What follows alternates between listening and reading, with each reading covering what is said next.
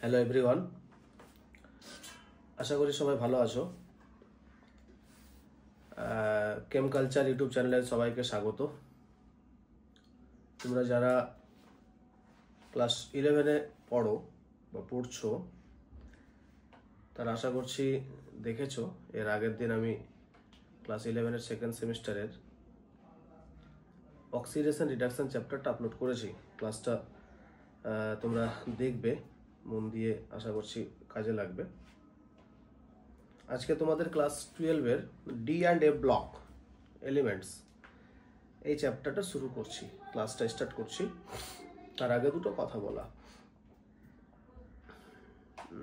DA block, এই যে মৌলটা, এই যে ব্লকটা, এই ব্লকটা পর্যায় সারণীরই একটা ব্লক, যেখানে S block, P block, D and f block, এই চারখানা ব্লকে মৌলগুলোকে ভাগ করা আছে। মডার্ন পিরিয়ডিক টেবিল এতে ভাগটা বেশি মানে আছে আর কি। তো S block and P block এটা আমরা ক্লাস 11-এ এবং ক্লাস 12-এর থার্ড সেম অবধি আমরা পড়ে নিয়েছি। ফোর্থ সেমে এসে ডি অ্যান্ড এ ব্লকটা পড়তে হবে। অ্যাকচুয়ালি গোটা পর্যায় সারণীরই সমস্ত এলিমেন্টসগুলো সম্পর্কেই আমাদের পর্ষদ আর কি ভালো একটা বাচ্চাদের, ছেলে মেয়েদের শিক্ষা দিতে চাইছেন। এই জন্য S, P, D and F আলাদা আলাদা করে প্রত্যেকটা গোটা পর্যায় সারণীটাকেই একটা নলেজ দেওয়ার আর কি চিন্তা ভাবনা। তো যেটা বলার সেটা হচ্ছে, যারা তোমরা চ্যানেলে প্রথম নতুন, তারা অবশ্যই চ্যানেলটাকে সাবস্ক্রাইব করে রাখবে, যাতে প্রত্যেকটা ক্লাস, প্রত্যেকটা ভিডিও তোমাদের কাছে নোটিফিকেশন চলে যায় এবং ক্লাসগুলো মন দিয়ে করবে। আশা করছি উপকৃত হবে তোমরা। তো চলো বেশি আর কথা না বাড়িয়ে, তোমরা যারা ক্লাস 12-এর ফোর্থ সেম এবার আর কি আছো, পরীক্ষা এইচএস দেবে, তারা যারা ভিডিওটা দেখছো, ক্লাসটা দেখছো, তারা প্রত্যেকে খাতা কলম নিয়ে রেডি হয়ে বসে যাও। আমার সাথে সাথে তোমরাও ক্লাসটা করবে। আর যেখানে যেখানে বেশি ইম্পর্টেন্ট মনে হবে, খাতা কলমে টুকবে, খাতায় রাখবে। যেখানে বেশি ইম্পর্টেন্ট মনে হবে ভিডিওটা পজ করে সেই জায়গায় দেখে সুন্দর করে খাতায় লিখবে। পরবর্তীতে তোমাদের সুবিধা হবে। সবসময় তো ভিডিও অন করে রাখা যায় না, খাতায় লিখবে। খাতায় লেখার প্র্যাকটিসটা রাখো, কারণ তোমাদের এবার লিখতে হবে। এমসিকিউ কিন্তু এবার না, এই জন্য খাতায় লিখে রাখার চেষ্টাটা করবে। ঠিক আছে, আমি স্টার্ট করছি। D and f block.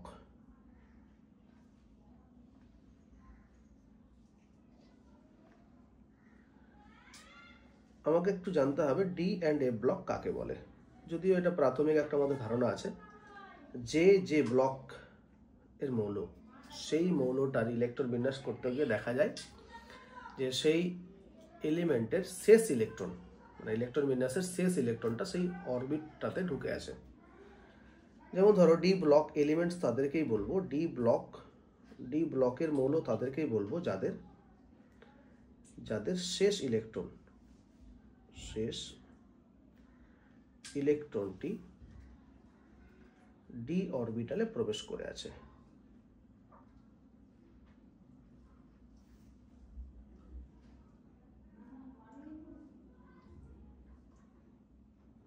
ঠিক আছে, একই রকম ভাবে এফ ব্লক তাই, যেসব মৌলের ইলেকট্রন বিন্যাসে শেষ ইলেকট্রনটি এফ অরবিটালে প্রবেশ করে আছে, এফ অরবিটালে প্রবেশ করে আছে বা প্রবেশ করেছে, তাদেরকে এফ ব্লক বলে। ওকে, এবং ইন জেনারেল যেমন এস ব্লক মৌলের ইলেকট্রন বিন্যাস, পি ব্লক মৌলের ইলেকট্রন বিন্যাস, তেমনই ডি ব্লক মৌলের ইলেকট্রন বিন্যাস, মানে শেষ অরবিটের যে ইলেকট্রন বিন্যাসটা, সেই ইলেকট্রন বিন্যাসটা আমি একটু দেখিয়ে দিচ্ছি। ডি ব্লক মৌলের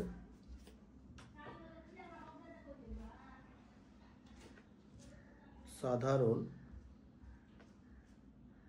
ইলেকট্রন বিন্যাস n মাইনাস 1 ডি 1 থেকে 10 মানে 1 থেকে 10 আর ns2। এবার 2টা 1 থেকে 2 হয়, ওকে, মানে 1ও হতে পারে 2 হতে পারে, কিছু কিছু ক্ষেত্রে 1 হয়, তাই 1 থেকে 2টা লেখা হয়। এখানে বলা ভালো যে n যদি 4 হয় তাহলে 4s 1 থেকে 2, 4s 1 2, তার আগে একটা কম মানে 3d 1 থেকে 10। এই যে আমি একটা জাস্ট উদাহরণ দিয়ে বলে দিলাম, তাহলে এটা একটা যেমন। তো n এর নাম্বার যেটা নেব সেই নাম্বারটার একটা কম d তে ঢুকবে। তবে এটা বলা ভালো যে 2d বলে কোনো কক্ষপথ কিন্তু হয় না, বলে n এর ভ্যালুটা আমরা কিন্তু 4 ছাড়া তার থেকে কম নিলে কিন্তু d ব্লক মৌল হবে না কখনোই। যদি n এর ভ্যালুটা যদি n সমান সমান 3 নিয়ে নিই, যদি, তাহলে কি হয় বলতো, যে n s, তার মানে n মানে তো 3, তাহলে 3s2, তাহলে 3 এর আগের কক্ষপথ 2d 1 থেকে 10, এটা কিন্তু এক্সিস্ট করবে না, মানে এই অরবিটটা বা এরকম মৌলের কোনো পাবো না। তার মানে ডি ব্লক মৌলের ক্ষেত্রে যে n এর ভ্যালুটা অবশ্যই n সমান 3 নেওয়া যাবে না। তাহলে n সমান হয় 4, না হয় 5, না হয় 6, এর পরে নেওয়া যাবে। But n not equals to, বা n নট ইকুয়ালস টু বলবো না, n হ্যাঁ নট ইকুয়ালস টু বলতে পারি, 1 2 আর 3, এই তিনটা নেওয়া যাবে না। ঠিক আছে, চলো এফ ব্লক মৌলের যোজ্যতা কক্ষের ইলেকট্রন বিন্যাস কি হয় বলতো, n-2 f1 to 14, n-2 f1 to 14, n-1 d, এখানে 0 থেকে 1 এর মধ্যেই ইলেকট্রন থাকে, আর ns2।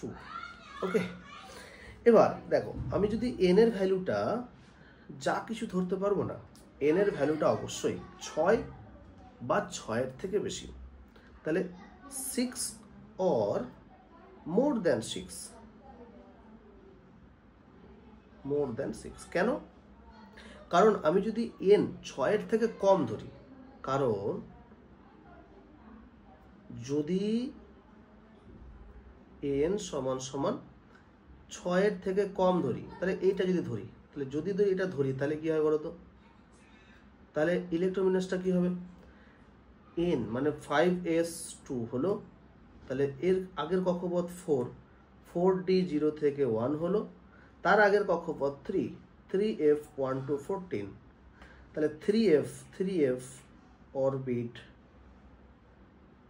এর অস্তিত্ব নেই, বা হ্যাঁ অস্তিত্ব নেই।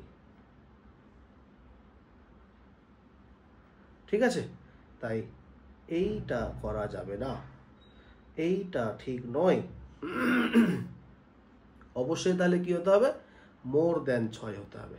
দেখো 6 যদি আমরা করি তাহলে আমরা পেয়ে যাব, এখানে দেখো ভালো করে খেয়াল করো, তাহলে আমরা কি পাবো, 4f অরবিটাল হয়।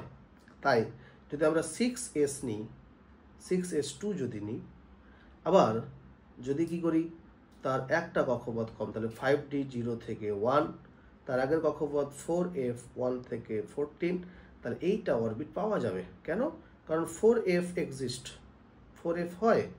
তাই এই ক্ষেত্রে আমাকে ডি অরবিটাল এর যোজ্যতা কক্ষের ইলেকট্রন বিন্যাস as well as f block এলিমেন্টসের যোজ্যতা কক্ষের ইলেকট্রন বিন্যাসে এন এর ভ্যালুটা কত হতে হবে, বা এন এর ভ্যালু কত হলে আমরা ওই রকম এলিমেন্টসটা পাবো, সেটা আমি একটু আইডিয়া দিয়ে দিলাম। ওকে, চলো তাহলে আমরা কি করব, এবার পিরিয়ডিক টেবিলটাতে ডি ব্লক মৌলগুলো কোথায় আছে। ঠিক আছে, ডি ব্লক মৌলগুলো কোথায় আছে আমরা সেইটা একটু দেখব। ওকে, তো চলো দেখা যাক ডি ব্লক মৌলগুলো কোথায় আছে।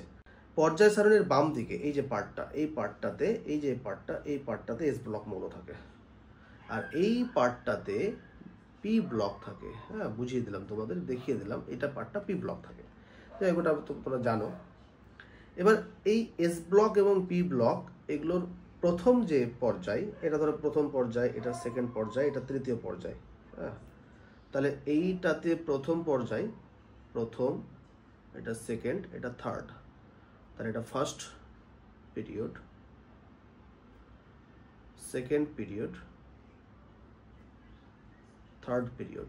দেখো আমি কি বলতে চাচ্ছি, যে এটাই বলতে চাচ্ছি যে ফার্স্ট পিরিয়ডে কোনো এরকম ডি ব্লক পাচ্ছি না, সেকেন্ড পিরিয়ডে কোনো ডি ব্লক পাবো না, থার্ড পিরিয়ডে ডি ব্লক পাবো না।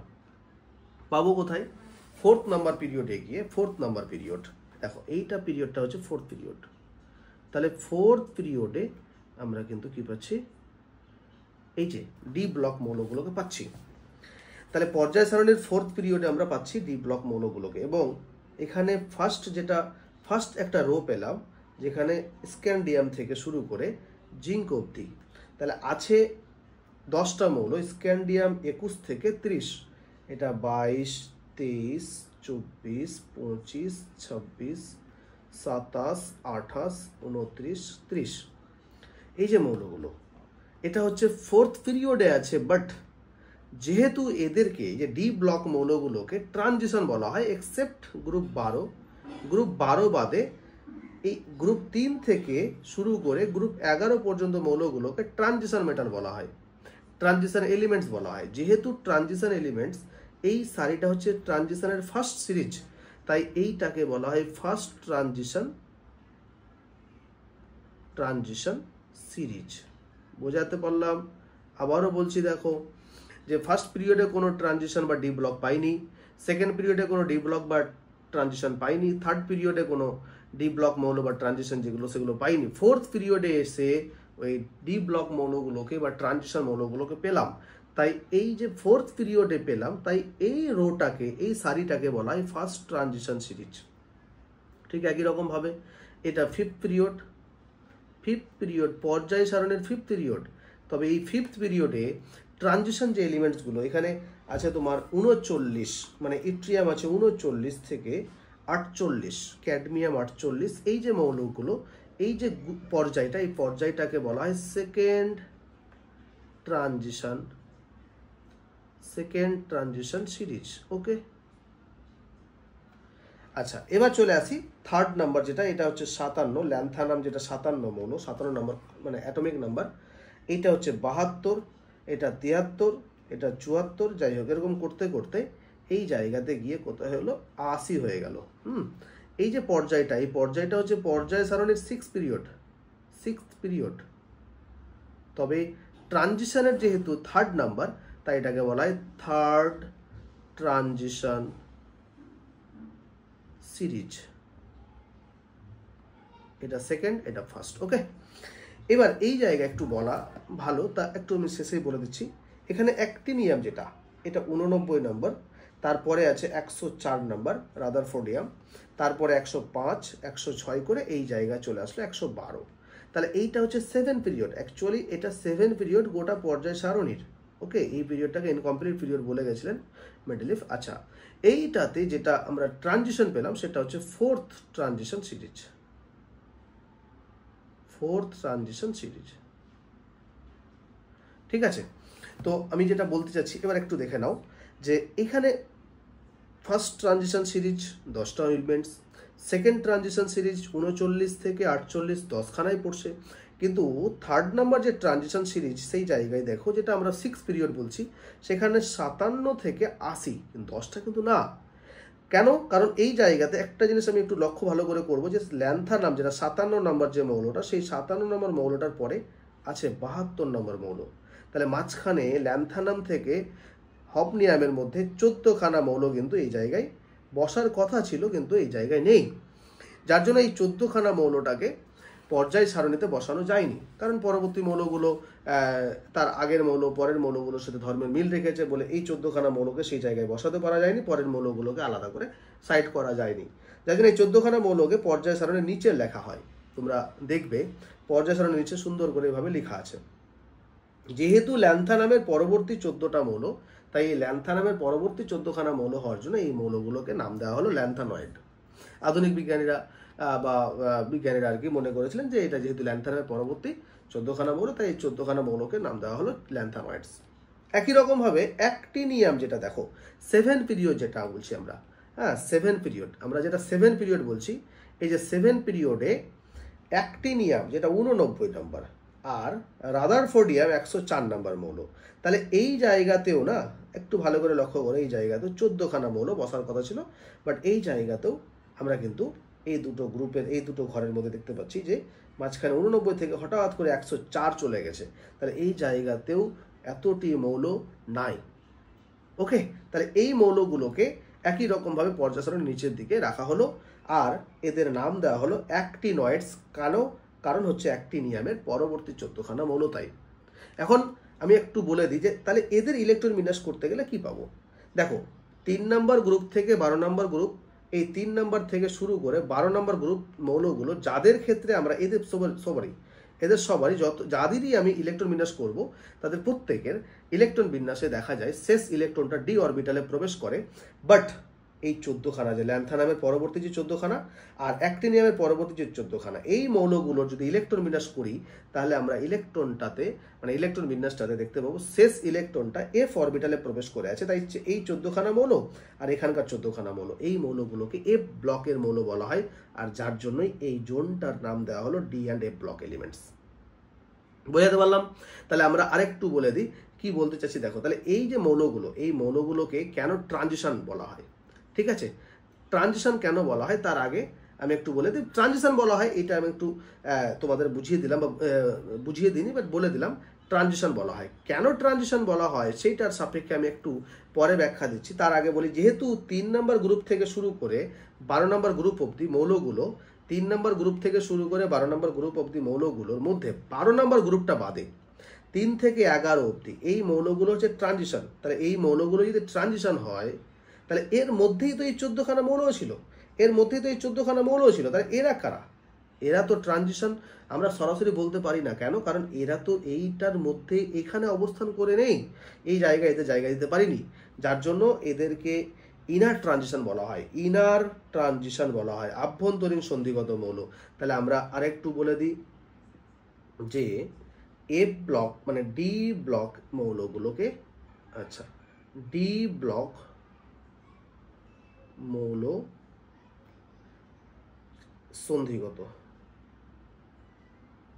সন্ধিগত এক্সেপ্ট কে গ্রুপ 12। ঠিক আছে, কেন গ্রুপ 12 বাদ দেবো সেটা পরে বলছি।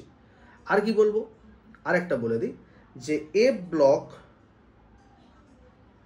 মৌল আভ্যন্তরীণ সন্ধিগত। ঠিক আছে, কি বললাম? আভ্যন্তরীণ সন্ধিগত। কেন আভ্যন্তরীণ সন্ধিগত? কারণ সন্ধিগতর অভ্যন্তরে অবস্থিত, তাই এরা আভ্যন্তরীণ সন্ধিগত। আচ্ছা, এবার আমাকে শিখতে হবে যে কেন এদেরকে আমি ট্রানজিশন এলিমেন্টস বলছি। হ্যাঁ, কেন আমি ট্রানজিশন এলিমেন্টস বলছি এদেরকে। ওকে, তাহলে কোনো সমস্যা নেই। চলো এবার আমরা একটু চলে যাব। কোথায় চলে যাব? হ্যাঁ চলো, যে ট্রানজিশন কাকে বলে। হ্যাঁ, ট্রানজিশন এলিমেন্টস কাদের বলে? ট্রানজিশন এলিমেন্ট কেন ডি ব্লককে ট্রানজিশন বলা হয়? দেখো, ট্রানজিশন এলিমেন্টের সংজ্ঞা হলো যেসব মৌল তাদের সাধারণ অবস্থায় বা স্থায়ী জারণ অবস্থায় ডি উপকক্ষে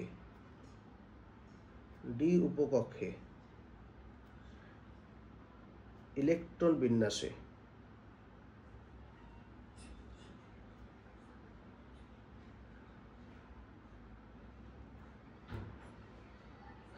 অপূর্ণ বা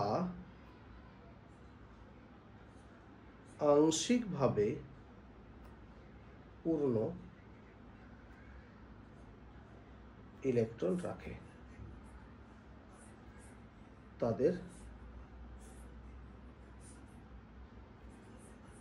ট্রানজিশন এলিমেন্টস বা সন্ধিগত মৌল বলে।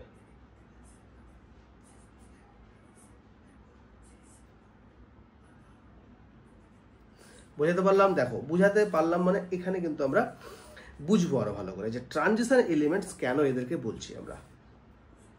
একটু ভালো করে লক্ষ্য করো যে ডি ব্লকে মানে ডি অরবিটালে বা ডি উপকক্ষে অপূর্ণ ইলেকট্রন বা আংশিকভাবে পূর্ণ, যারা পরিপূর্ণ নয় আর কি।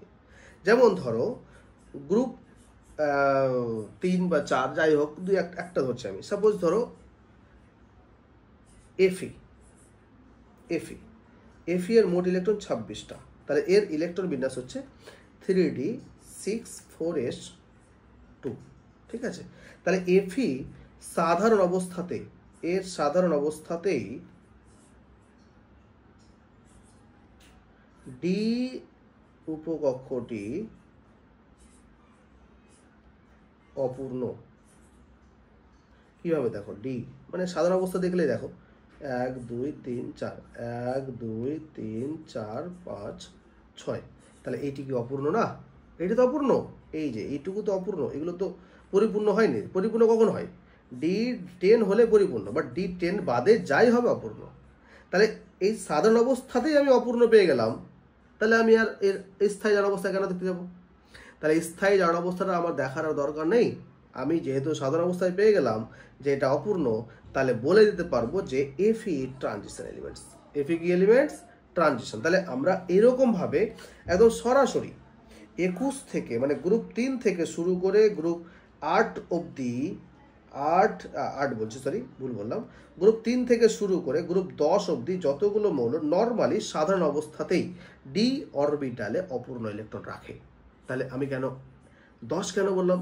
12 বাদ দিয়েছি ওইখানে, শুধু এখানে 10 কেন বললাম? তার কারণ আছে। কারণ সরাসরি যে 11 নম্বর মৌলে যে আছে, মানে 11 নম্বর গ্রুপে যে আছে কপার, এ কিন্তু সরাসরি সাধারণ অবস্থায় ডি অপূর্ণ রাখে না। কারণ কি? কপার ইলেকট্রন বিন্যাস 29, তো তাহলে 3d10 4s1। এবার সাধারণ অবস্থাটা কি? সাধারণ অবস্থায় দেখো কপার সাধারণ অবস্থায় 3d10 1 2 3 4 5 1 2 3 4 5 6 7 8 9 10। দেখো সাধারণ অবস্থায় কিন্তু এটা D10ই আছে। বাট স্থায়ী জারণ অবস্থায় দেখি, স্থায়ী জারণ অবস্থাতে কি হচ্ছে? স্থায়ী জারণ অবস্থা কত? কপারের স্থায়ী জারণ অবস্থা আমি বলে দিচ্ছি, কপারের অস্থায়ী জারণ অবস্থা হচ্ছে +2। তাহলে স্থায়ী জারণ অবস্থাতে 3d9 4s0। ওকে, তাহলে 3d9 যদি হয় তাহলে দেখো তো এইখানে 1 2 3 4 1 2 3 4 5 6 7 8 9। ওকে, 9। এবার তোমরা একটু ভালো করে লক্ষ্য করো, দেখো এ কিন্তু স্থায়ী জারণ অবস্থা না, সাধারণ অবস্থাতে এ পরিপূর্ণ আছে ডি অরবিটালটা। বাট স্থায়ী জারণ অবস্থা হচ্ছে +2, আর এই +2 স্টেজে ডি উপকক্ষতে 9টা ইলেকট্রন আছে, মানে অপূর্ণ ইলেকট্রন, এটাকে বলা হয় অপূর্ণ ইলেকট্রন। আর আমাদের উদ্দেশ্য হচ্ছে স্থায়ী জারণ অবস্থা কিংবা সাধারণ অবস্থা যে কোনো অবস্থাতেই যদি ডি অরবিটালটা অপূর্ণ থাকে তাহলেই সে ট্রানজিশন। আমি এটা বলছি না যে কোনো একটাতে পেতে হবে, মানে যে দুটার মধ্যে দুটাতে পেতে হবে, যে কোনো একটাতেও যদি আমরা ডি উপকক্ষটা অপূর্ণ পাই তাহলে ট্রানজিশন। তাহলে কপার কিন্তু সাধারণ স্টেজে দেখতে গেলে কপারকে আমরা ট্রানজিশন বলতে পারছিলাম না, বাট স্থায়ী জারণ অবস্থায় গিয়ে দেখছি তো সে অপূর্ণ পার আসছে, তাই copper transition, finally copper transition. এবার যদি তোমাকে বলা হয় যে কপার ট্রানজিশন না কপার 2+ ট্রানজিশন, অনেকেই মনে করবে কপার 2+ ট্রানজিশন। আসলে আমি কপার ট্রানজিশন এই জন্যই বললাম যে এর স্থায়ী জারণ অবস্থা +2-তে তো অপূর্ণ, তাই এ ট্রানজিশন, কপারটা ট্রানজিশন। কপার হচ্ছে ট্রানজিশন। কপার 2+ স্টেজে আমি এর অপূর্ণ পেলাম বলে তোকে আমি ট্রানজিশন বলছি, তাই জন্য কপার 2+টা ট্রানজিশন না, মাইন্ডেড। তাহলে কপার ট্রানজিশন এই জন্যই যেতে ওর স্থায়ী জারণ অবস্থাতে আমি একে অপূর্ণ পেলাম, তাই। ঠিক আছে, তাহলে আমরা ক্লিয়ার হলাম যে কপার পরীক্ষায় কোশ্চিন দেয়। কি কোশ্চিন দেয় আমি লিখে দিচ্ছি কোশ্চিনটা, যে দেখে নাও, কপার 3d10 সিস্টেম হওয়া সত্ত্বেও এটি সন্ধিগত কেন? ব্যাখ্যা করো। দেখো এই কোশ্চিনটা দিতে পারে, ঠিক আছে, এবার আমরা চলে যাব জিঙ্কের ক্ষেত্রে। জিঙ্ক জেডেন, জেডেনকে যদি দেখি তাহলে এর মোট ইলেকট্রন 30টা। এটা কিন্তু 12 নম্বর গ্রুপে আছে, এই কিন্তু 12 নম্বর গ্রুপে আছে। তাহলে জেডেন যদি 30 হয় তাহলে 3d10 4s2 এর সাধারণ অবস্থাটা লিখে দিই। সাধারণ অবস্থা 3d10 4s2, আর স্থায়ী জারণ অবস্থাটা কতটা? স্থায়ী জারণ অবস্থা হচ্ছে জেডেনের 2+। তাহলে জেডেন 2+ অবস্থায়, জেডেন 2+ অবস্থায় এখান থেকে দুটো ইলেকট্রন বেরিয়ে গেল, তাহলে 3d10 4s0। স্থায়ী জারণ অবস্থাতেও একটু লক্ষ্য করো যে সাধারণ অবস্থাতে 3d10, আবার স্থায়ী জারণ অবস্থা +2 স্টেটেও ও 3d10ই রাখলো, মানে 4s থেকে দুটো ইলেকট্রন বার করলো, এখান থেকে দুটো ইলেকট্রন বার করে 0 হলো, 3d10 কিন্তু রাখলো ওর স্থায়ী জারণ অবস্থাতেও। তাই জেডেন কোনো অবস্থাতেই আমরা ডি উপকক্ষটা অপূর্ণ পেলাম না, তাই জেডেন হলো সন্ধিগত। তাই জেডেন কি? সন্ধিগত। ওকে, এরকম ভাবে জেডেন এর নিচে যে আছে ক্যাডমিয়াম, ক্যাডমিয়ামের নিচে যে আছে এজি, এজির নিচে যে আছে সিএন, সিনানজিয়াম, এরা সবাই কিন্তু সন্ধিগত নয়, এরা সবাই সন্ধিগত না। তবে গ্রুপ 11 নম্বর যে মৌলগুলো তারা প্রথমত আমাদেরকে সন্ধিগত ধরা দিচ্ছিল না, বাট স্থায়ী জারণ অবস্থাতে যেহেতু সন্ধিগত ধরা দিয়েছে তাই ফাইনালি ওদেরকে আমরা সন্ধিগত বলবো অবশ্যই। ঠিক আছে, তাহলে আমরা এবার একটু দেখে নেব যে ল্যান্থানয়েড কারা, অ্যাক্টিনয়েড কারা। হ্যাঁ, ল্যান্থানয়েড আর অ্যাক্টিনয়েড কারা? ল্যান্থানয়েড,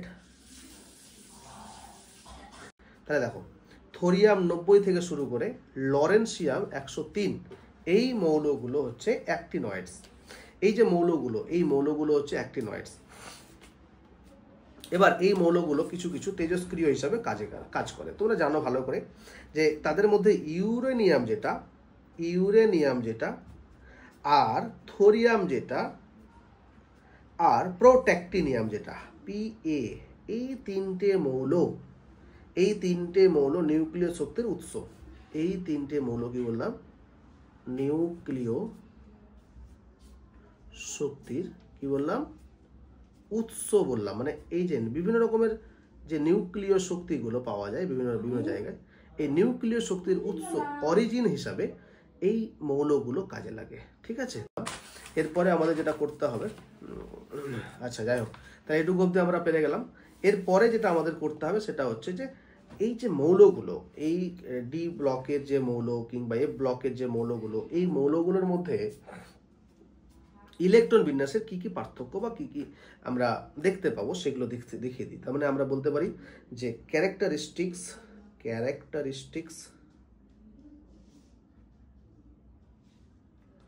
of electronic configuration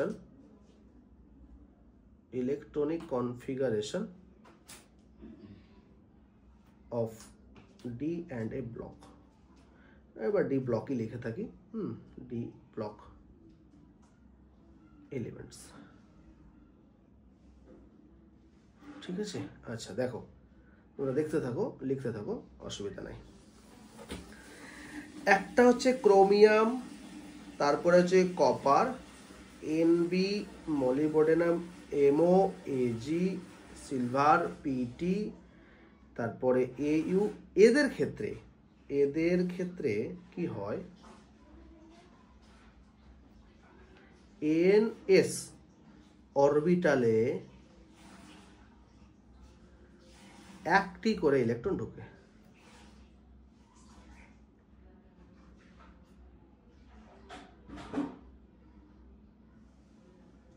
তাহলে কি বললাম বলো? আমরা কি জানি সাধারণত NS 1 থেকে 2 আর N-1 D 0 বা 1 থেকে 10 এরা ছিল তো। তো এদের ক্ষেত্রে বলছে NS এ, মানে বাকি এরা বাদে বাকি সবার ক্ষেত্রে দুটা ইলেকট্রন ঢোকে, বাট এদের ক্ষেত্রে একটা ঢোকে। ঠিক আছে, আর কি? আর এটা যে প্যালাডিয়াম PD, এর ক্ষেত্রে NSA কোনো ইলেকট্রন প্রবেশ করে না।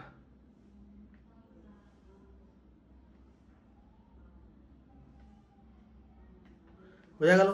তাহলে এই প্যালাডিয়ামের লাস্ট এর ইলেকট্রোমিনাসটা কি 4d10 5s0। হ্যাঁ, এদের ক্ষেত্রে কি ক্রোমিয়ামের ক্ষেত্রে কি দেখিয়ে দিই। তাহলে এদের ক্রোমিয়াম সিআর এর ক্ষেত্রে কি কি পাবো 3d5 4s1। কপারের ক্ষেত্রে কি পাবো 3d10 4s1। নিওমিয়ামের ক্ষেত্রে কি পাবো 3d4 5s1।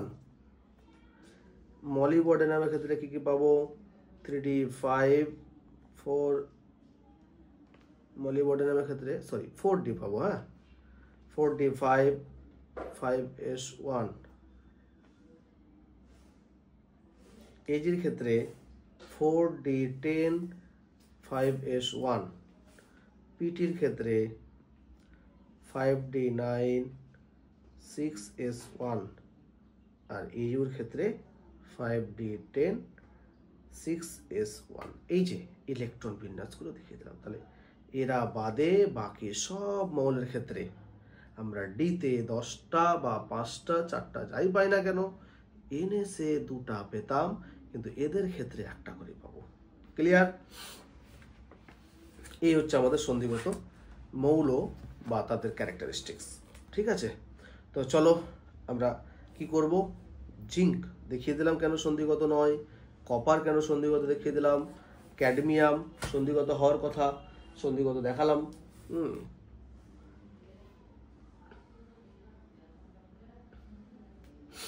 আচ্ছা ঠিক আছে, চলো আমরা একটু দেখিয়ে দিই। সিইউ এজি আর এইউ এদেরকে মুদ্রা ধাতু বলা হয়। মুদ্রা ধাতু বলে। কেন মুদ্রা ধাতু বলে? কারণ এরা মুদ্রা তৈরিতে ব্যবহৃত হয়। মুদ্রা তৈরিতে ব্যবহৃত হয়। এরা সন্ধিগত। এরা সন্ধিগত। দেখো কপার দেখালাম, এজি দেখায়। এজির ইলেকট্রোমিনাস কি? এজি প্রথমত সন্ধিগত ছিল না। এজির ইলেকট্রোমিনাস হচ্ছে 4d10 5s1। But AG normal স্টেজে কিন্তু 4dটা ও স্টেবল রেখেছে, কিন্তু ওর স্থায়ী জান অবস্থা +2তে কি করবে 4dতে 9টা আর 5sে 0টা ইলেকট্রন রাখে। ঠিক আছে, তাহলে তার আগে দেখে নিই এই দুটো ছাড়া। এবার এইউ দেখো, তাহলে এইউ নর্মাল স্টেজে কি 5d10 6s1, আর এইউ তার স্থায়ী জান অবস্থা +3তে রাখে কি 5d8। তাহলে এই যে ক্ষেত্রে আমরা কেন এদেরকে বলবো তাহলে দেখে নাও। এজি সাধারণ স্টেজে, সাধারণ যে স্টেট, সাধারণ অক্সিডেশন স্টেট যেটা মানে 0 স্টেটে, সে কিন্তু 4dতে 10টা ইলেকট্রন রাখছে। ঠিক আছে, বাট তার স্থায়ী জান অবস্থা +2, তো তখন কিন্তু ডি অরবিটালটা কি হচ্ছে অপূর্ণ হচ্ছে, কাজেই এজি সন্ধিগত। এইউ এর ক্ষেত্রে তাই দেখো যে 5dতে 10টা ইলেকট্রন আছে। ঠিক আছে, এই অবস্থায় একে আমরা সন্ধিগত বলতে পারছি না, কিন্তু এখনই সন্ধিগত আমি ফাইনালাইজ করে দেবো না এ সন্ধিগত নয়। তাহলে কি করব, এর পরে দেখব যে এর পরে যেটা কি এ স্থায়ী জান অবস্থাতে +3 স্টেটে ও ডি অরবিটালটা কি আছে, তখন দেখছি +3 স্টেটে ও ডি অরবিটালটা অপূর্ণই আছে, তাই এইউ সন্ধিগত। তাহলে আমরা কনফার্ম হয়ে গেলাম সিইউ সন্ধিগত, এজি সন্ধিগত, এইউ সন্ধিগত। বাট অপর পক্ষে যদি আমরা দেখি যে কি দেখব, যে জিঙ্ক, ক্যাডমিয়াম আর এজি এরা সন্ধিগত না। ঠিক আছে, তাহলে এরা সন্ধিগত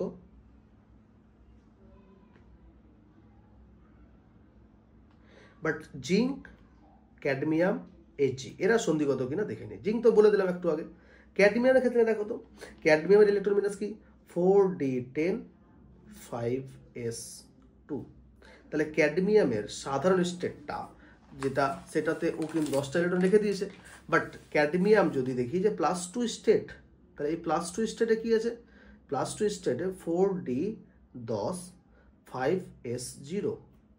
আর এইচজির ক্ষেত্রেও তাই 5d10 6s2। তাহলে এইচজির সাধারণ স্টেট বাদে অক্সিডেশন স্টেট যেটা স্থায়ী, সেই ক্ষেত্রে দেখতে পাবো 5d10 6s0। তাহলে দেখো এখানে আমরা একটু লক্ষ্য করি যে সিডি সাধারণ স্টেটেও ডি অপূর্ণ না পূর্ণ, আবার অক্সিডেশন স্টেট যেটা স্থায়ী সেখানেও ডি পূর্ণ, তাই সিডি সন্ধিগত নয়।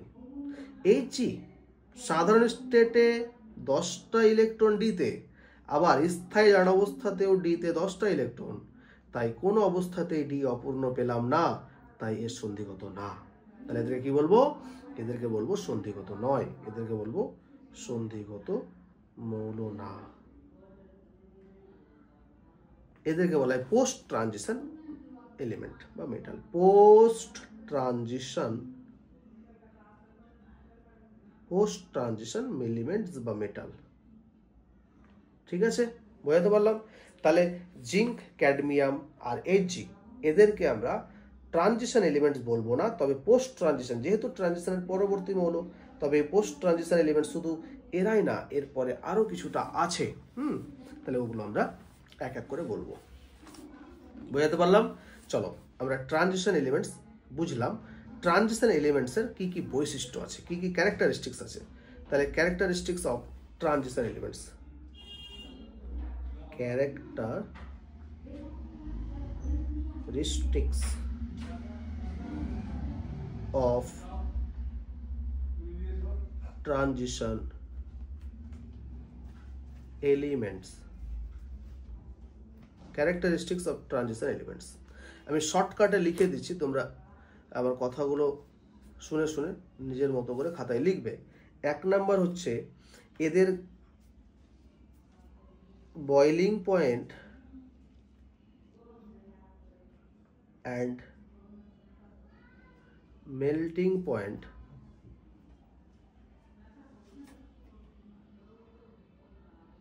very high। ঠিক আছে, boiling point and melting point very high, মানে গলাতে এবং এদেরকে স্ফুটনাঙ্কে মানে স্ফুটন করতে বেশি তাপ লাগে। আর তার সাথে বাষ্পায়ন যে এনথ্যালপি সেটাও বেশি, মানে ভেপোরাইজেশন এনথ্যালপি, ভেপোরাইজেশন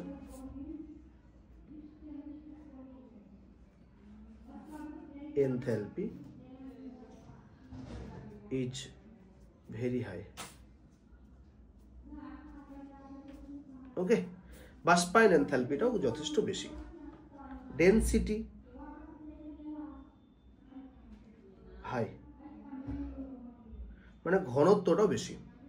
নাম্বার 4, যে এই যে মৌলগুলো, মানে এই যে মৌল, এদের মৌলগুলোর আয়নসগুলো, মানে আয়ন অফ দ্য ট্রানজিশন, মানে transition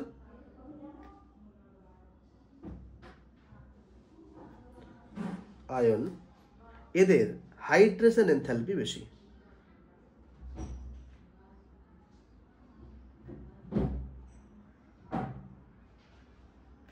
hydration enthalpy is very high. Hydration enthalpy কাকে বলে আমরা যদিও বলবো, বাট হাইড্রেশন এনথ্যালপি কাকে বলে? যে কোনো একটা আয়ন, যেমন Fe2+, তার Fe2+ কি করে? তার চতুর্দিকে জলের কণাকে ধরতে পারে। হ্যাঁ, এই যে ধরতে পারে, এই জলের কণা হাইড্রেটেড হওয়ার জন্য বাইরে যতগুলো সে এনার্জি রিলিজ করবে, সেই এনার্জিটাকে বলি আমরা হাইড্রেশন এনার্জি। তাহলে এর হাইড্রেশন এনার্জিটা বেশি, মানে ও জলকে নেওয়ার জন্য, মানে বেশি পরিমাণ জলকে সে নিতে পারে, বেশি পরিমাণ জলকে সে নেয় বলেই হাইড্রেশন এনথ্যালপি মানটা বেশি হয়। ঠিক আছে, নাম্বার 5, এদের যে ধর্মটা সেটা ইলেকট্রো পজিটিভ হয়, মানে এদের যেটা নেচার, তাহলে এরা হচ্ছে ইলেকট্রো পজিটিভ ইন নেচার। যদি তোমাকে বলা হয় যে ট্রানজিশন এলিমেন্টসগুলো ইলেকট্রো নেগেটিভ নাকি ইলেকট্রো পজিটিভ, তাহলে অবশ্যই ইলেকট্রো পজিটিভ। ঠিক আছে, 6 নাম্বার আমরা কি করব? 6 নাম্বার আমরা যেটা শিখবো সেটা হচ্ছে কি, যে এরা বহু সংখ্যক জারণ স্তর প্রদর্শন করে। ঠিক আছে, বহু সংখ্যক, various types of oxidation state, বা তারপরে এরা বলছো ভেরিয়াস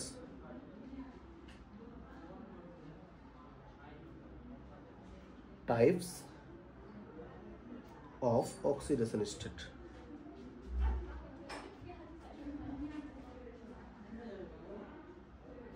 মানে অনেক রকমের ভেরিয়াস টাইপস অফ। ঠিক আছে, নাম্বার 7, এরা রঙিন যৌগ গঠন করে, কালার্ড কম্পাউন্ড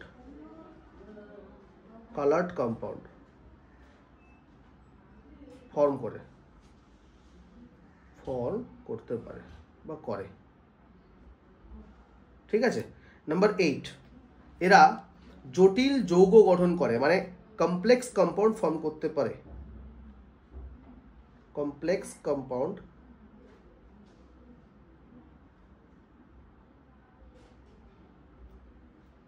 ফর্ম করতে পারে। কমপ্লেক্স কম্পাউন্ড ফর্ম করতে পারে। ঠিক আছে। নাম্বার 9, এরা হচ্ছে সাধারণত প্যারাম্যাগনেটিক ধর্ম দেখায়। প্যারাম্যাগনেটিক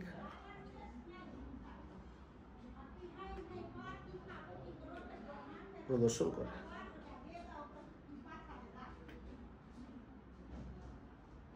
ঠিক আছে। নাম্বার 10, এই যে মৌলগুলো মানে ট্রানজিশন এলিমেন্টসগুলো, এরা ইন্টারস্টিশিয়াল কম্পাউন্ডস ফর্ম করতে পারে। ইন্টারস্টিশিয়াল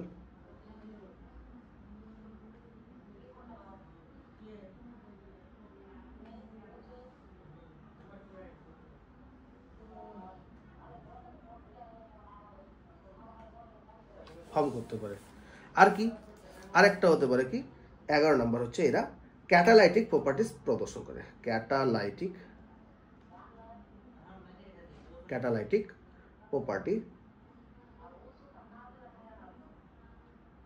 প্রদর্শন করে। কারা কারা করে ক্যাটালাইটিক প্রপার্টি? সবাই তো আর করতে পারবে না, হয়তো অনেকেই করে, বাট সবাই করতে পারে না। ভ্যানাডিয়াম করে, ক্রোমিয়াম করে, ম্যাঙ্গানিজ করে, এফি করে, কোবাল্ট করে, নিকেল করে। ঠিক আছে। আচ্ছা, আমি তোমাদেরকে এই লাস্ট 3টে পয়েন্ট একটু ইলাবোরেট করে দেবো। হ্যাঁ, একটু ইলাবোরেট করে দেবো, হালকা করে ইলাবোরেট করে দেবো। চলো হালকা করে একটু এই লাস্ট 3টা পয়েন্ট ইলাবোরেট করে দিচ্ছি। ঠিক আছে। তা ফার্স্টে কি ছিল? প্যারাম্যাগনেটিক ধর্ম প্রদর্শন করে। প্যারাম্যাগনেটিক। আচ্ছা, প্যারাম্যাগনেটিকটা কি? প্যারাম্যাগনেটিকটা কি? যে কোনো ট্রানজিশন এলিমেন্টস যখন কোনো এলিমেন্টস কোনো লিগ্যান্ড বা কারোর সাথে, লিগ্যান্ড মনে বুঝবে না, এখন দেরি হবে, কোঅর্ডিনেশন আছে, যাই কারোর সাথে যখন যুক্ত হয় তখন সে নিজে জারণ স্তরটা হয় +2, +3, +4 এরকম কিছু একটা দেখায়, এবং সেই অবস্থাতে ওই এলিমেন্টসটার ডি অরবিটালে কটা ইলেকট্রন আছে সেটা আমরা দেখব। সাপোজ ধরো এফি কোনো কারোর সাথে যুক্ত আছে, হ্যাঁ, কারোর সাথে যুক্ত আছে, সে 6টা হোক 4টা হোক যুক্ত হয়ে আছে। তাহলে এই অবস্থাতে এফির জারণের স্তর, সাপোজ এফি জারণের স্তর +2। ঠিক আছে। তাহলে +2 যদি হয় তাহলে 3d6 4s0। তাহলে দেখো 3d6 যদি হয় তাহলে 3d6 মানে কটা ইলেকট্রন আছে? দেখো ডিতে 1 2 3 4 5 6। তাহলে এই জায়গাতে আনপেয়ার্ড ইলেকট্রন হচ্ছে কটা? 4টা। তার মানে আনপেয়ার্ড ইলেকট্রন আছে। আনপেয়ার্ড ইলেকট্রন মানে অযুগ্ম ইলেকট্রন থাকলেই পরাচুম্বক।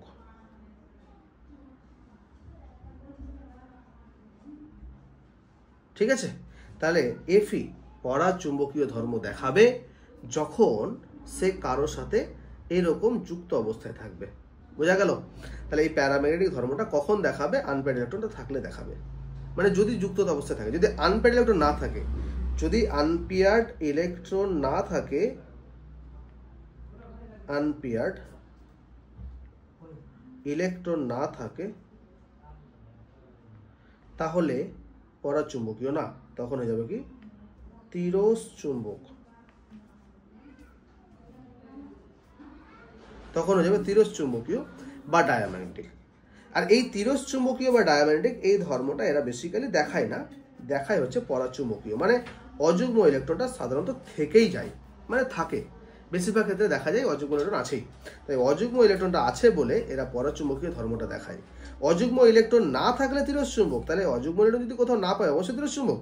আর এটা কখনো আমি কনফার্ম বলছি না, বা কোনো স্যার এটা নয় যে অযুগ্ম ইলেকট্রন পাওয়াই যাবে না, কোনো ক্ষেত্রে অযুগ্ম ইলেকট্রন থাকতে পারে।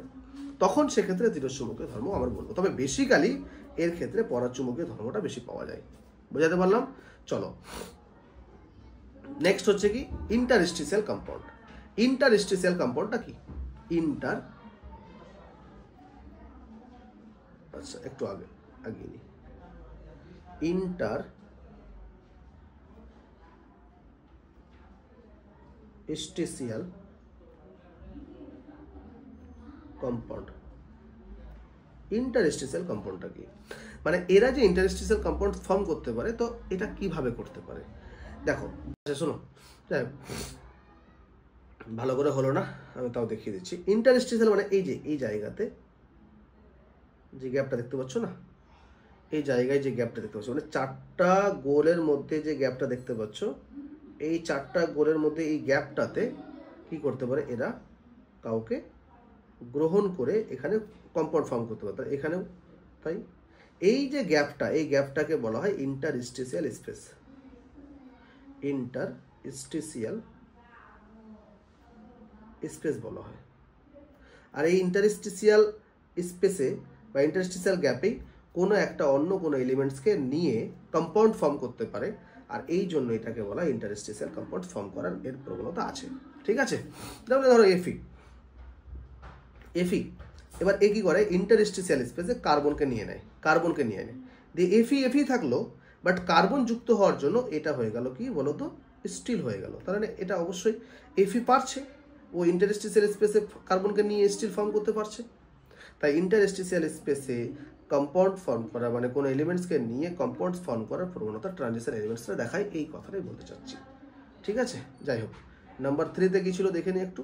ক্যাটালাইটিক প্রপার্টিস এরা প্রদর্শন করতে পারে, ক্যাটালাইটিক প্রপার্টিস। তবে ক্যাটালাইটিক প্রপার্টিসটা কোথায়, কে, কখন দেখাবে, এটা বলে আমি আজকে ভিডিওটা অফ করবো, হ্যাঁ ছেড়ে দেবো, শেষ করবো। ঠিক আছে? তাহলে ক্যাটালাইটিক প্রপার্টিসটা একটু দেখে নিই, যে নিকেল কোথায় কাজ করে। নিকেল হাইড্রোজিনেশন দেখায়, হাইড্রোজিনেশন দেখায়। ঠিক আছে? দেখো সি ডাবল বন্ড সি, মানে এখানে নিকেল যদি উপস্থিত থাকে তাহলে এই রিয়াকশনটা খুব সহজেই হয়ে যাবে। তার মানে হাইড্রোজেন যুক্ত হবে আর ডাবল বন্ডটা ফর্ম হবে, মানে উঠে যাবে। নাম্বার 2, দেখো নিকেলের পরে আমরা একটু দেখাবো এফির ক্ষেত্রে। এফি আর মলিবডেনাম এই দুটো মিলিয়ে কোথায় কাজে লাগে? এই দুটো কাজে লাগে সেটা হচ্ছে হেবার প্রসেসে। হেবার প্রসেস মানে সবাই তোমরা জানো, অ্যামোনিয়া প্রস্তুতের একটা বিক্রিয়া। তাহলে N2+3H2, তাহলে এখানে যদি Fe+MO দিয়ে দিই, তাহলে উৎপন্ন কি করবে বলো তো, 2NH3 উৎপন্ন করবে। তাহলে এই ক্ষেত্রে এরা ক্যাটালাইটিক হিসাবে কাজ করে, ক্যাটালিস্ট হিসাবে কাজ করে। নাম্বার 3, O2 তে MnO2 কাজে লাগে। তাহলে MnO2 কি কাজে লাগে? এটা হচ্ছে যে O2 প্রিপারেশনে কাজে লাগে। O2 প্রিপারেশনে কাজে লাগে। হ্যাঁ, অবশ্যই ক্যাটালাইটিক। তাহলে কিভাবে কাজে লাগে? 2KClO3 MnO2, তাহলে কি 2KCl + 3O2। দেখো MnO2 কি করে, বিক্রিয়ার বেগটাকে বাড়িয়ে দেয়, নিজে অপরিবর্তিত থাকবে। সেটা পরের দিন আমি দেখাবো কিভাবে অপরিবর্তিত থাকে, এই জায়গাটা আমি ক্লিয়ার করাবো পরের দিন। হ্যাঁ, নাম্বার 4-এ কি পাবো, টিআই দিয়ে টিআই এর কি ক্যালি আছে, হ্যাঁ TiCl4। এটা কি করে, পলিইথিলিনের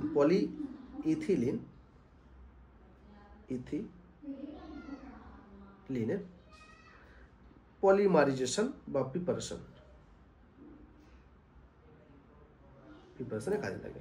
এটাকে জিগলার-নাটাই অনুঘটক বলা হয়। CH2 ডাবল বন্ড CH2 মানে N সংখ্যক ইথিলিন আমরা নেব, সেখানে যদি দিয়ে দিই TiCl4, তাহলে CH2 সিঙ্গেল বন্ড CH2, এটা N সংখ্যক পর্যন্ত চলতে থাকবে এবং ইথিলিন অণু থেকে পলিথিন তৈরি হবে। ঠিক আছে? আচ্ছা, নেক্সট Cr, ক্রোমিয়ামের কি ক্যালি সেটা দেখে নেব। তাহলে Cr2O3 যৌগ হিসাবে থাকে ZnO। এটা কি করে বলো তো, মিথানল প্রিপারেশনে কাজে লাগে। মিথানল প্রিপারেশন বা মিথানল সিনথেসিস, যেটাকে আমরা বলি মিথানল সিনথেসিস। কিভাবে কাজে লাগে দেখো, CO আর 2H2 এটা কিন্তু আসলে এমনি এমনি রিয়াকশন করতে পারতো না যদি না আমরা Cr2O3 দিতাম, তবে করতো, বাট টাইম বেশি লাগতো, তাপ বেশি লাগতো, খরচ বেশি হতো। এই জন্য এই ক্যাটালাইট বা ক্যাটালিস্ট যারা, সেগুলো বিক্রিয়ার বেগটাকে বা বিক্রিয়ার যেটা রেসপন্স সেটাকে বাড়িয়ে দেয়, নিজে অপরিবর্তিত থাকে। ঠিক আছে, নাম্বার 6 কি বলে পিটি কি কাজে লাগে? পিটি অবশ্যই হাইড্রোজিনেশনে কাজে লাগে। আমি বলে দিচ্ছি কি কাজে লাগে। হাইড্রোজিনেশনে কাজে লাগে, অ্যারোমেটাইজেশনেও কাজে লাগে, আরেকটা লাগে সেটা হচ্ছে NO প্রিপারেশনেও কাজে লাগে, NO প্রিপারেশন। এবার NO প্রিপারেশন, হাইড্রোজেনেশন দেখেছো, অ্যারোমেটাইজেশন তো তোমরা অর্গানিকে দেখবে। আর NO প্রিপারেশনটা কিভাবে কাজে লাগে দেখো, 4NH3 প্লাস 5O2 পিটি দিলাম, 4NO প্লাস 6H2। কেমন? তাহলে এইভাবে কিন্তু পিটিও কাজে লেগে গেল। এগুলো সব ক্যাটালিস্ট। হ্যাঁ, তাহলে এগুলো ক্যাটালিস্ট, এইগুলো ক্যাটালিস্ট। এরাই হচ্ছে বিক্রিয়ার বেগটাকে বাড়িয়ে দেয়, নিজে অপরিবর্তিত থাকে। আর এরা কারা? এরা হচ্ছে ট্রানজিশন এলিমেন্টসের কোনো না কোনো কম্পাউন্ড। তাহলে অবশ্যই আমরা বুঝে গেলাম যে ট্রানজিশন এলিমেন্টসগুলো নিজের জারণ স্তরটাকে ক্যাটালিস্ট হিসেবে কাজ করতে পারে। বহু রিয়াকশন, ইনঅর্গানিক, অর্গানিক, বহু রিয়াকশনে এরা কিন্তু ক্যাটালিস্ট হিসেবে কাজ করতে পারে। যাই হোক, তাহলে আমরা আজকে এইটুকু অবধি করব। পরের দিন দেখাবো যে এই ক্যাটালিস্ট কিভাবে অনুঘটক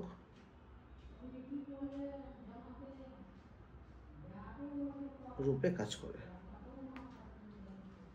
এইটা পরের দিন দেখাবো, মানে মেকানিজম সহ এদের কার্যপ্রণালী সুন্দর করে পরের দিন আমরা দেখাবো। আজকে দেখাচ্ছি না, ভিডিওটা অনেক বড় হয়ে যাচ্ছে। যাই হোক, তাহলে আজকে এই পর্যন্তই তোমাদের ক্লাস। তোমরা যারা ক্লাসগুলো করছো, আশা করছি তোমাদের লাভ হবে, সুবিধা হবে। তোমরা ক্লাসগুলো ভালো করে মন দিয়ে করবে। আমার সাথে সাথে তোমাদের সিলেবাস শেষ হবে, এইটুকু আশা রাখছি। যাই হোক, তাহলে তোমরা যারা প্রথম এই ইউটিউব চ্যানেলে কেম কালচারে যারা প্রথম, তারা অবশ্যই নোটিফিকেশান অন করে রাখবে, সাবস্ক্রাইব করে রাখবে। আর যদি ভিডিওগুলো খুব সুন্দর লাগে, তোমাদের ক্লাসগুলো খুব ভালো লাগে, তাহলে অবশ্যই তোমরা একটা করে লাইক দেবে, যাতে আমি একটু তোমাদের আনন্দিত হই, তোমাদের কাছ থেকে একটু আনন্দিত হই। আমি বুঝতে পারবো তোমরা একটু আপ্লুত ক্লাসগুলো করে হয়তো মন তোমাদের ভালো মানে আছে, বা তোমরা মন থেকে আর কি ক্লাসগুলো ভালো করে করছো। একটা করে যদি লাইক করো ভালো লাগবে। আর তার সাথে সাথে যদি কোনো রকম সমস্যা হয়, কোনো কিছু বুঝতে যদি সন্দেহ থাকে, বা তোমাদের যদি মনে ডাউট থাকে, কোনো রকম যদি কোনো সংশয় থাকে, তাহলে অবশ্যই তোমরা কমেন্টে লিখবে। আমি তোমাদের কমেন্ট হিসাবে অ্যান্সার দেওয়ার চেষ্টা করব। এটুকু তোমরা আশা রাখবে। আর আমি তোমাদের কাছ থেকে বিভিন্ন রকমের প্রবলেম, ডাউটের আশা রাখবো। ঠিক আছে? তো ভিডিও আর বেশি বাড়াচ্ছি না। তোমরা সবাই ভালো থাকো, সুস্থ থাকো। সবাইকে ধন্যবাদ। দেখা হচ্ছে পরের ভিডিওতে। চলো, আজকে এই পর্যন্তই।